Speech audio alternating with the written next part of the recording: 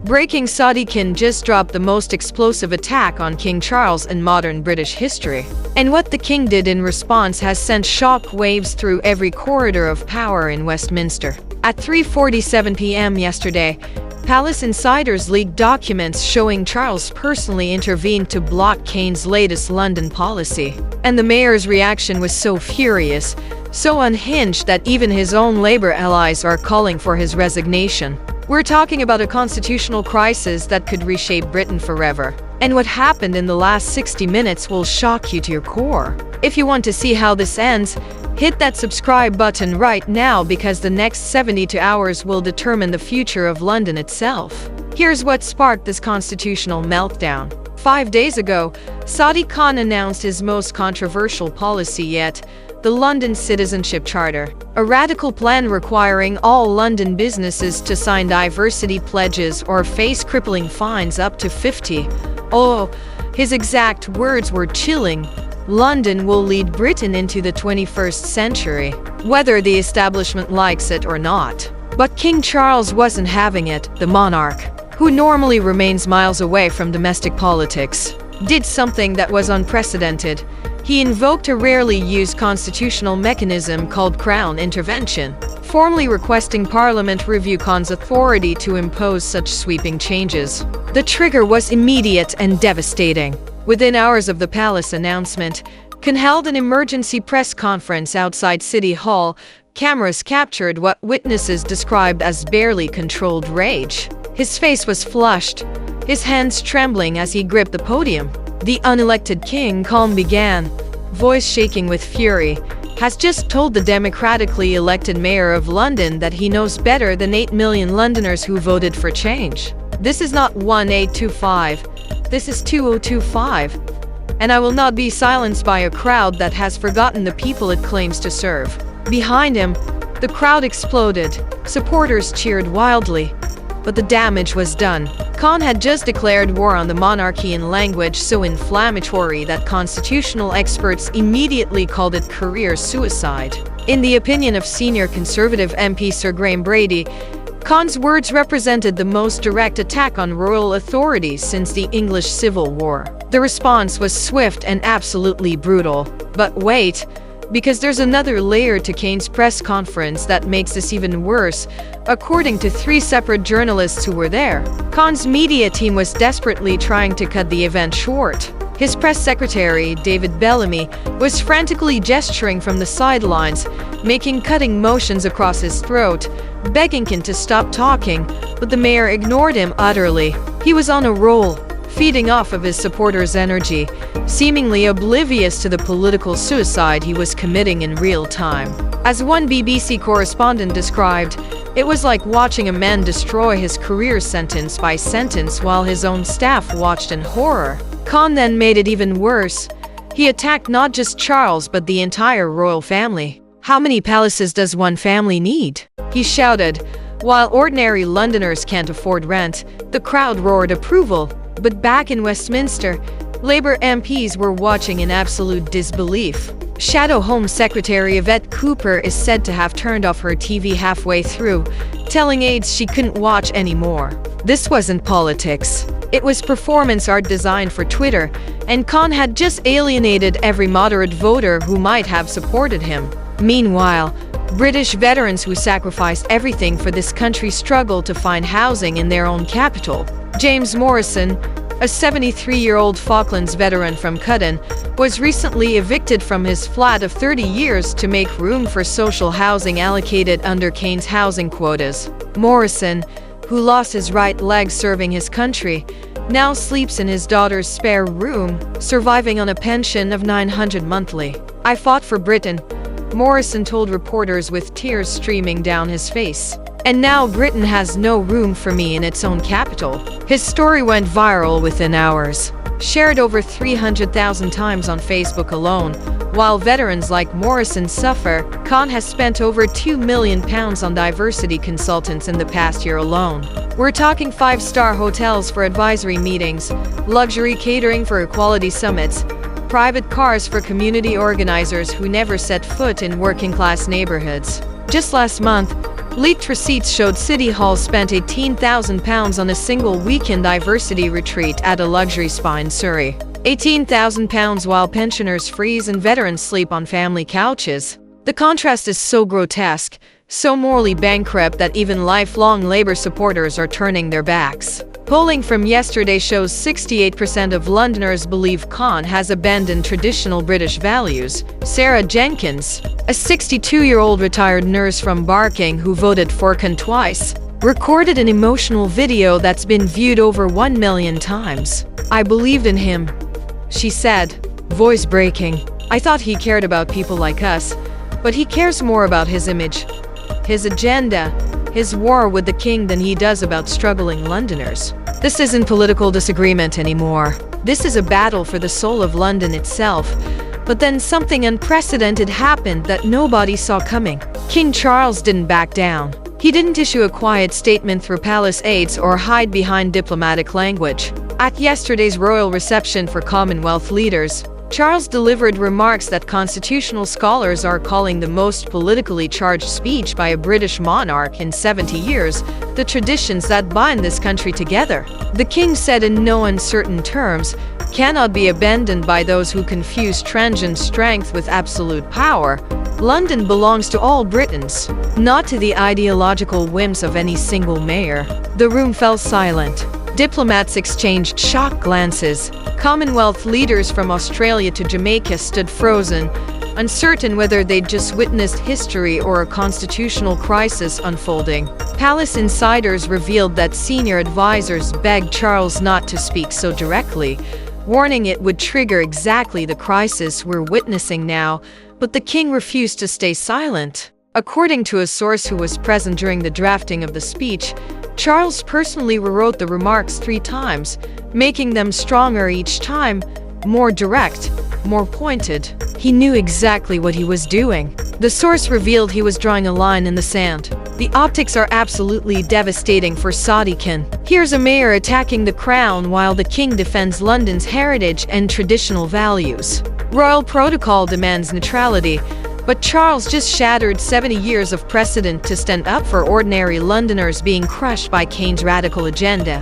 And here's where it gets really interesting, because Khan's response to the king's speech proved he'd completely lost control. At 11:23 p.m. last night, Khan posted on Twitter in what appeared to be a rage-fueled rant. "The crown lectures me about tradition while protecting inherited wealth and privilege. I answer to Londoners, not to palaces." The tweet was deleted within 17 minutes, but screenshots spread across the internet in less than a second. Political strategists called it amateur hour, the kind of emotional posting that destroys careers. Labour headquarters went into damage control mode instantly. Sir Keir Starmer, desperately trying to distance himself from Khan's controversy, made a statement that Khan's views did not represent those of the Labour Party. That in itself is telling. When your own party leader publicly disowns you, you are finished. The domino effect kicked in immediately and cascaded with terrifying speed. Markets reacted first. The pound fell 3 minutes of Charles's speech and wiped £1.2 billion off London's financial sector. The currency traders termed it the royal intervention shock.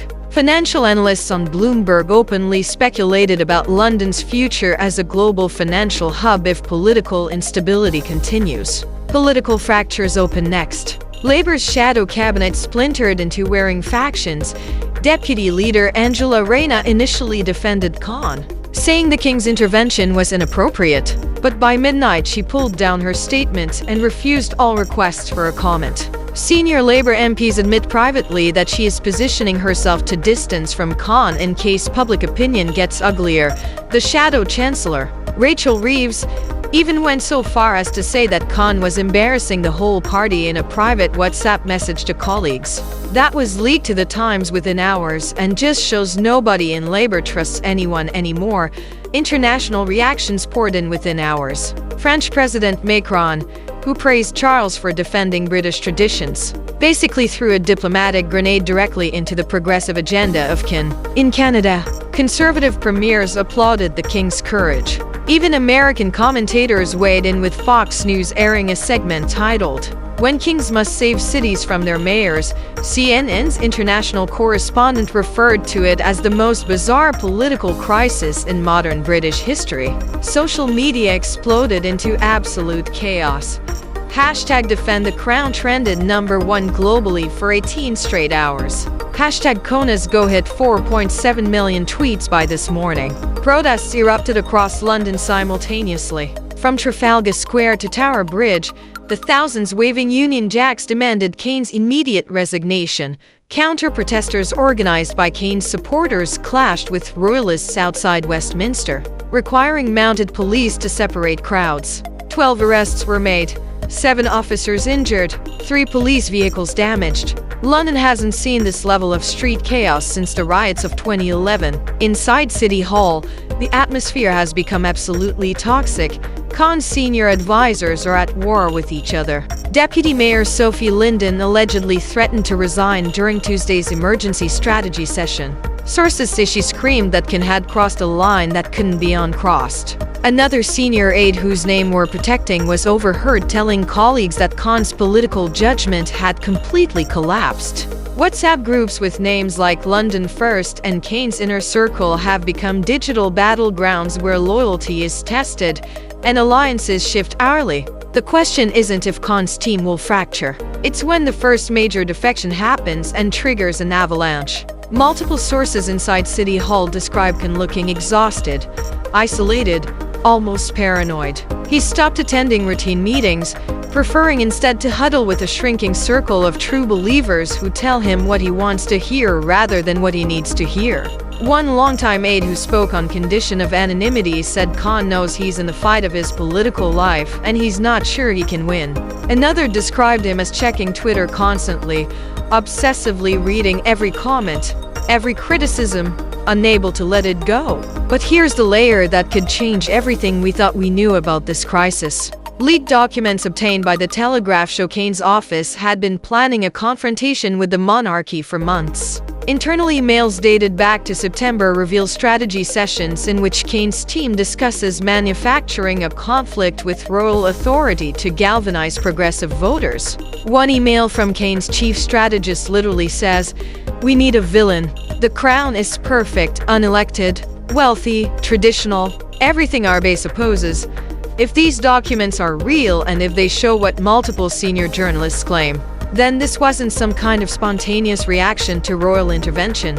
This was a carefully calculated strategy to position Khan as the progressive hero standing up to outdated institutions." Think about what that means. Khan may have deliberately provoked the king, expecting public sympathy for the elected mayor fighting the unelected monarch, but he catastrophically misjudged public sentiment. Britain in 2025 isn't ready to abandon its crown, especially not for a mayor whose policies have made London less safe, less affordable, and more divided than ever. The optics of a premeditated attack on Charles would be absolutely devastating. It would transform Khan from passionate defender of democracy into cynical political operative willing to weaponize the monarchy for personal gain. Constitutional expert Professor David Starkey described the leaked documents as explosive, adding that if proved authentic, they represent the most cynical political manipulation he has witnessed in 50 years studying British politics. Meanwhile,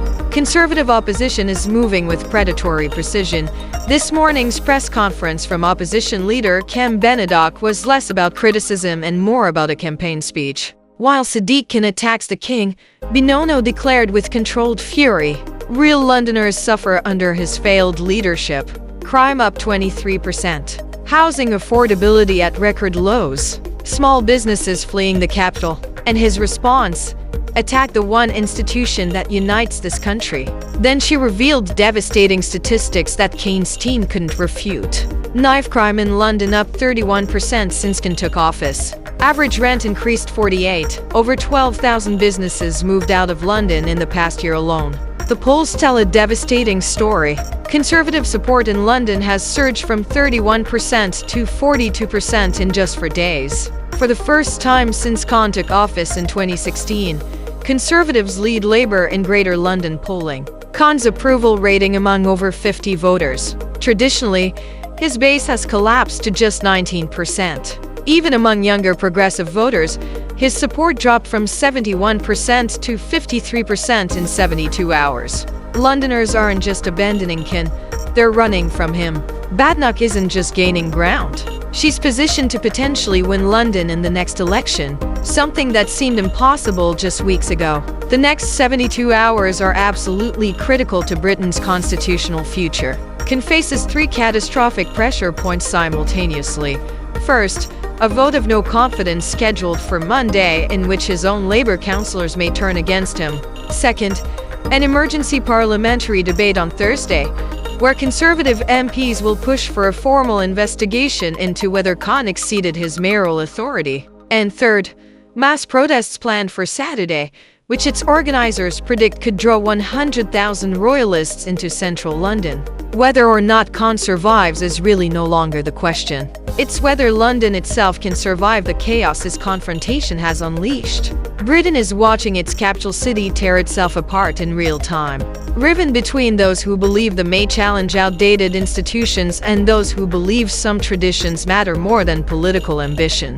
The crisis will be studied for decades as the moment when progressive overreach collided with Britain's deep respect for crown and country. Not since the abdication crisis of 1936 has royal authority been challenged so directly by an elected official. At its epicenter stands Sadiq Khan, who looks increasingly isolated, increasingly desperate, and increasingly finished. So here's the question that matters most. Was it political suicide for Sadiq Khan to attack King Charles, or did Charles overstep his constitutional authority in intervening in London politics? Who wins this fight, the elected mayor or the unelected king? We want to know. What do you think? Should Khan resign immediately, or does he have the right to challenge royal interference? Drop your thoughts in the comments below. We read every single one. And if this constitutional crisis shocked you as much as it shocked us, share it with everyone who needs to see what's really going on in London right now. The mainstream media won't tell you the full truth about how Khan's radical agenda is tearing this city apart. But we will subscribe and hit that notification bell in preparation for tomorrow when we reveal the lead documents showing that Khan planned this confrontation from the very beginning, and what those documents say about his real agenda for London will absolutely terrify